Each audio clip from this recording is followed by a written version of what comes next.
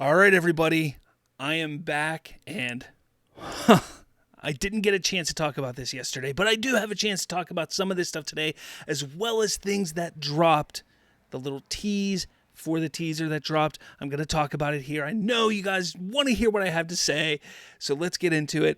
Obviously, I wanted to show that we are just 16 hours away from the teaser trailer for Superman. I can't believe it. We're right there, guys. We are right there. It is so exciting. I can't wait. I know all of you can't wait as well.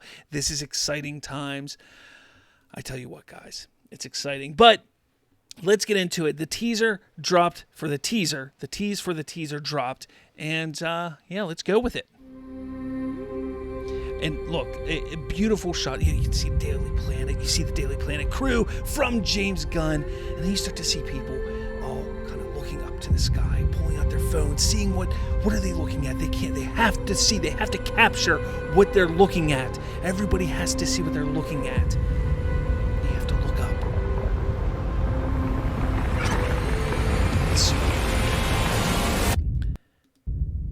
Teaser trailer online tomorrow. Look, this tease is great. There's people online freaking about the color grading and things like that. And, well, I think it does look more bright than we're normally used to with comic book movies, specifically with what we've seen in the DCU, because everything's always so, like, darkened down with comic book movies. This is a lot more bright than we're used to, but you also have to realize that this is just a tease for a teaser, so we're still 7 months out. There's still probably going to be a lot of editing that's going to be done between now and then, so I think people need to relax. I don't think it's going to be as dark and gloomy as what we're used to seeing man, my hat's all kind of weird fitting right now, but I don't think it's going to be as, what we're used to seeing from comic book movies. But again, I think people are just going to find any reasons to nitpick, because honestly, if that's all they have to nitpick, we have to be excited. We get the Daily Planet. The big globe on top of the building is back, finally. That's exciting.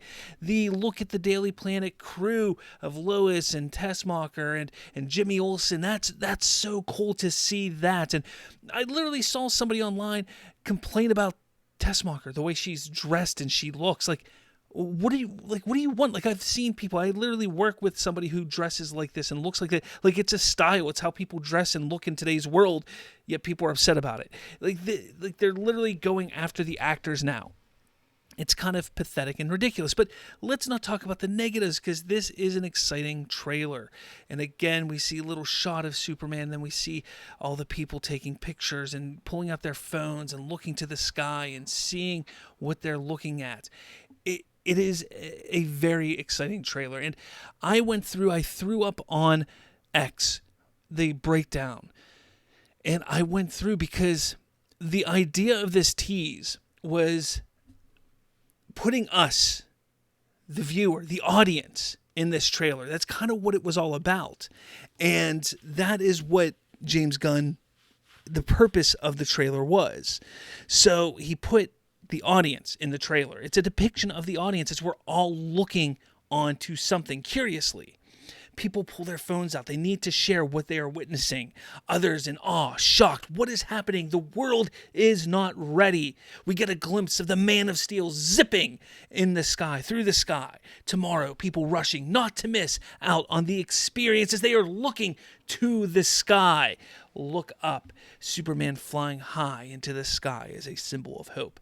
The tease encapsulates everything we as fans need to feel and are feeling. The hope, the excitement, the awe, all wrapped up in the music by John Murphy, just beautifully. And again, this little tease was great. It was perfect. It is exactly what we needed to see. And I loved it. I thought they did a fantastic job with it. Again, what else can you say about it? Like, honestly, what else can you say about it? I don't know if we're ready for it. I don't know if we're ready for this teaser trailer tomorrow. I know I am. I've been looking forward to this for a while. This is our week, guys. Look, I've been saying this. Look, we've been pushing back against the naysayers for months and months. Stop. Just let them be naysayers. Let them say what they want to say. We know they're going to be naysayers. We know they're going to talk, bullshit. All right? That's what they're going to do. Don't worry about it. If you're excited, if you want to be excited, be excited. Allow yourself to be excited because this is an exciting time to be excited. So continue being excited. But with all that, James Gunn talked to multiple members of the media and bloggers and such on Monday. And there's some things that he said, and now this is coming from Collider, and there's going to be some snippets I'm going to pull out here. I'm not going to read the whole thing, but some things that I wanted to pull out and say, look, this is really cool. I wanted to touch on this yesterday, didn't get a chance to, so I'm going to touch on it today. One of the things that I really like that he's highlighting here is he talks about how we just start in the middle of this story. He goes, we just start in the middle of the action. Superman's already existing. Lois and Clark already know each other. Lex hates Superman's guts from the beginning, although they don't know each other personally. So we just start right in the middle of the action. It takes place over a short amount of time. Why not? We don't need to see the origin of Superman. It's starting off, boom, getting into the middle of it. Let's just see what's going on in this world, what Superman's dealing with, and just going forward.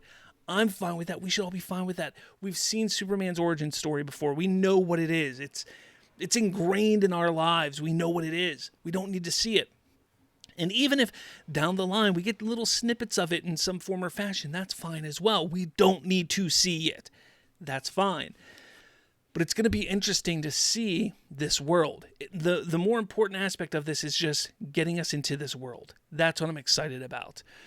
There's some other things that he talks about how Top Gun Maverick was sort of a inspiration on how they were going to shoot the flying scenes in the sky with Superman. I think that's kind of cool. We kind of see a little bit of that in this tease today that we saw, which was kind of neat.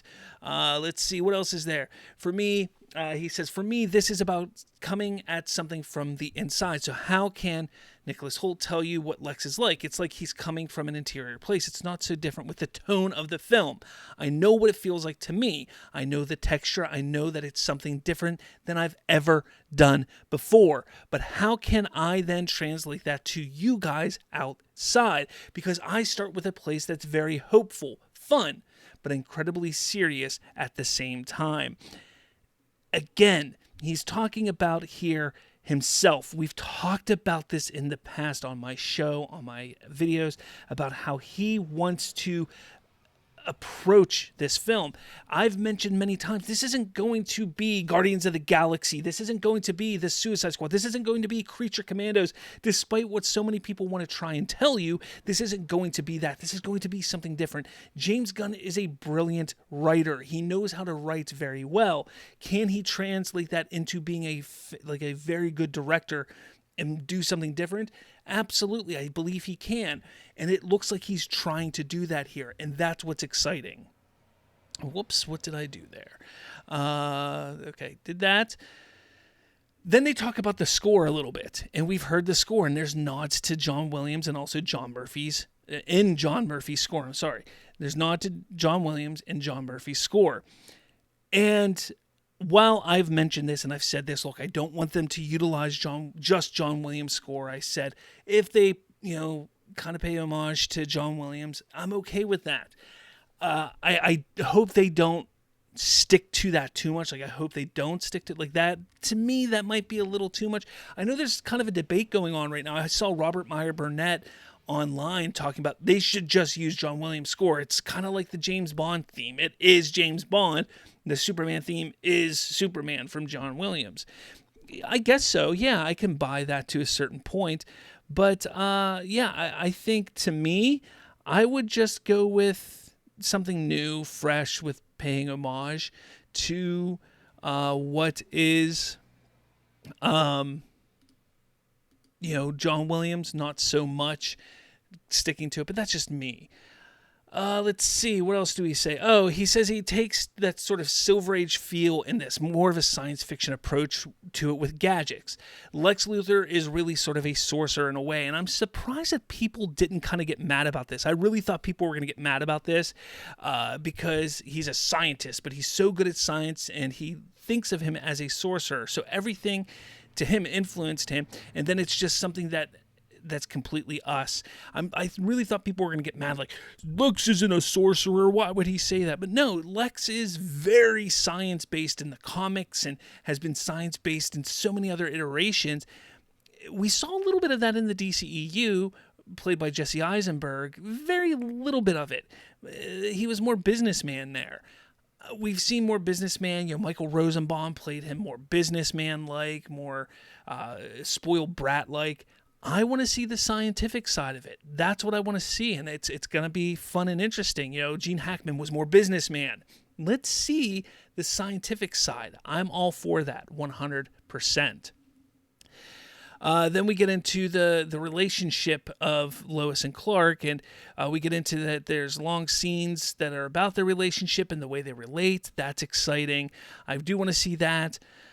There's one here that I think is really cool that he talks about, because a lot of people were worried about this, and they were talking about how Superman could set up future films or future projects. And they go, how does this film take time setting up other stuff? He goes, zero. I mean, maybe two little things, two moments, but basically if something's there just to set something else up, fuck it. I even say that. And for all I know, those things can be cut by the time we get to the editing room, because something has to exist for this movie. And he has said that in the past. If there's something in this movie, it has to exist for this movie, not for another movie, not for something that's going to come. And if that works in tandem with setting up characters that exist in other media, then that is great. That is what he's saying here. If this sets up stuff in Peacemaker, which it does, then that's great. But that is never, ever, ever with me going to be something that's I'm going to sacrifice even a moment or a beat in a story for, especially a movie. With TV, you got a little bit more leniency to be able to do that, but in a movie, every beat has to be in there for the movie itself. And for me, there's an issue that I had with, say, Batman vs. Superman. Because, for instance, you take a look at that scene when they're pulling up the computer of, seeing footage of the Flash and Aquaman and Wonder Woman, and they put up the logos of them on the computer screen. That was really lame. That didn't need to be there. That was really lame, unneeded. That was a piece of information in the movie that was they shouldn't have put the logos there. That was bad idea. That was bad move on them editing that movie and putting that in there. That was something that they shouldn't have put in there. They could have just had files, and it could have been Barry Allen and had the names, Fishman, Strong Woman, something like that. Not the logos, because it seemed like Lex created the logos for these people. It was really bizarre and weird. This, to me, sounds like you're not going to get moments like that. This is more along everything has to fit within this movie and be for this movie. You see Marvel. Marvel's good at not doing that. Marvel will add stupid things in their movies to set up something later on when it doesn't fit the movie at all. And we don't want to see that, and I think that's a great thing. Again, we're seeing that James Gunn gets it, and that's a beautiful thing. There was where's it at here? The trunks. Where's the thing about the trunks here? Here we go. And then I love this. I'm going to talk about this last, and then I'm going to get going and let you guys go.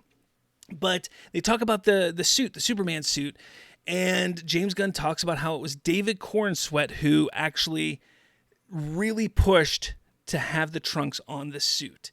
And this is what he says. He goes, David said is that Superman want kids to not be afraid of him. Whoa. Want him to not be afraid of him. He's an alien. He's got these incredible powers. He shoots beams out of his eyes, can blow the truck over. He's this incredibly powerful, could be considered scary individual, and he wants people to like him. He wants to be the symbol of hope and positivity. So he dresses like a professional wrestler. He dresses in a way that makes people unafraid of him. That shows that. And I was like, that really clicked for me. And that was from James Gunn. Guys, the trunks don't look terrible. It looks good on this suit. I'm not pro trunks or against trunks. It is what it is. Some people, though, just really, really hate the trunks. And I've never understood why there was so much disdain and hate for these trunks. It's Superman's costume. It's what it's been for 80 years. Yes, there's been iterations without the trunks. There's been iterations with the trunks. It doesn't look bad in this costume. It looks actually pretty good. This suit looks really, really good. And talking about the suit, yeah, my one video about my theory about the suit has caused quite a tizzy on my YouTube channel, which is kind of shocking. I didn't think it would cause so much of a stir, but it's interesting. Yeah, this is an exciting time where we can theorize and talk, and we're going to have more theories after the teaser trailer. But let me know your thoughts on all of this stuff. It's great. Let me know what you guys think. With all that said, I'll check you all out. Catch you all later.